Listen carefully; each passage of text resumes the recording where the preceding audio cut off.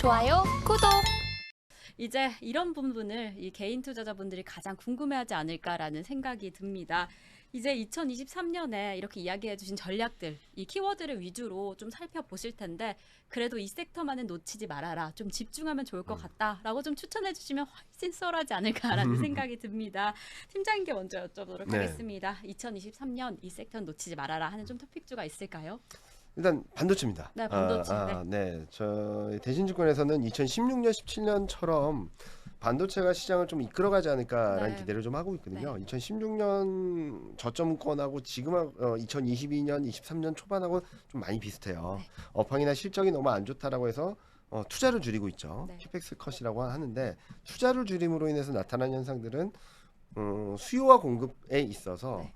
수요가 둔화되는 것보다도 투자가 더 많이 줄어들음에 따라 2023년 하반기부터는 수요가 좀 우위를 보이고 그로 인해서 반도체 가격이 상승을 하고 반도체 업황이 턴어라운드하는 국면이 진입할 수 있다라고 생각하고 있고요.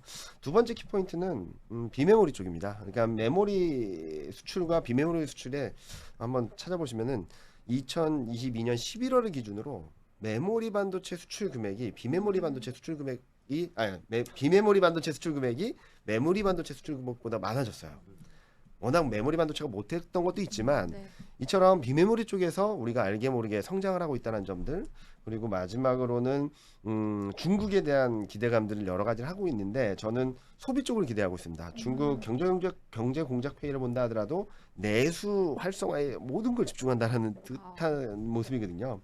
그러면 중국을 더 이상 글로벌 공장으로서 역할하는 것들은 좀 약해졌고 소비도 옛날처럼 소프트 소비보다는 좀 더 무게감 있는 IT라든지 이런 쪽 소비가 더 커질 수 있다라고 본다면 IT 그중에서 반도체가 시장의 중심을 잡지 않을까라는 생각을 하고 있어서 반도체를 가장 선호 업종으로 말씀을 드릴 수 있을 것 같습니다. 네, 이렇게 올해는 2023년에는 반도체, 네. 그리고 비메모리 관련주들 네. 좀 집중하시면 좀 투자 전략을 짜 나가실 때 도움이 될 것 같다라고 이야기를 해주셨습니다.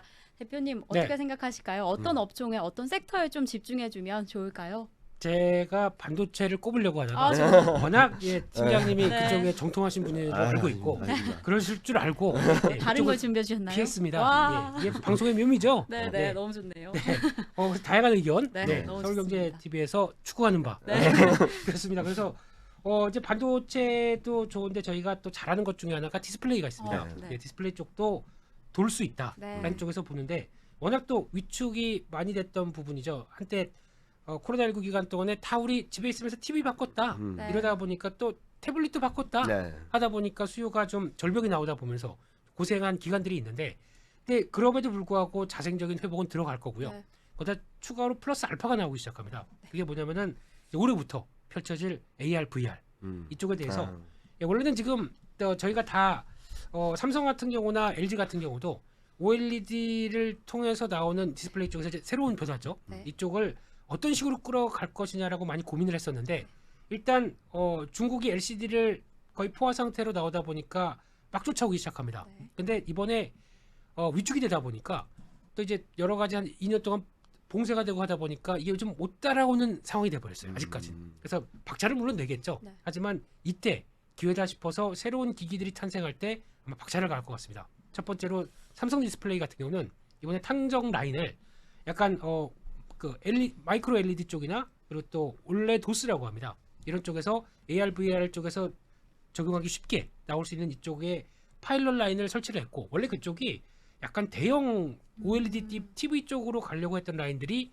여기서 약간 전환시켜서 이쪽이 더 맞겠다라고 이제 전환되는 모습들이 나오는 거죠. 네. LG 같은 경우는 LG 디스플레이 같은 경우는 OLED 쪽을 약간 차량용 쪽으로 네. 변환시켜서 좀 더 특화시키겠다라고 하는 부분들이 나오게 되면 OLED에 대한 또 다른 변화가 나올 수 있겠죠.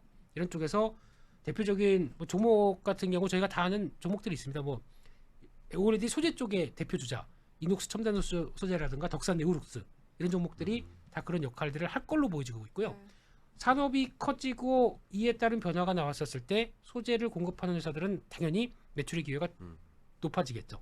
지금도 안 비싼데 좀 더 플러스 알파가 가해진다. 그러면 기회가 되지 않을까라는 쪽으로 바라보고 있는 게 좀 팀장님을 비껴나가서 OLED 쪽으로 말씀드렸고요. 네, 네. 또 두 번째는 음식료 쪽에 대한 재발견이 또 들어올 수 있겠다라고 네. 보여지는데 그동안 인플레이션이 계속되다 보니까 가격을 따라 올렸습니다.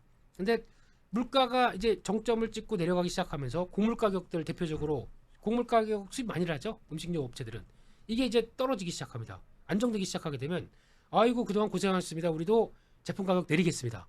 이렇게 안 합니다. 절대. 예, 그대로 언제 내렸어요? 그리고 슬그머니 그냥 네, 유지하거나. 네. 유지하고 있죠. 네. 예, 그러면 이 갭이 많이 벌어지죠. 그러니까 저희는 속상하지만 소비자로서 네. 그러면 그 속상함을 주식으로 풀어야 됩니다.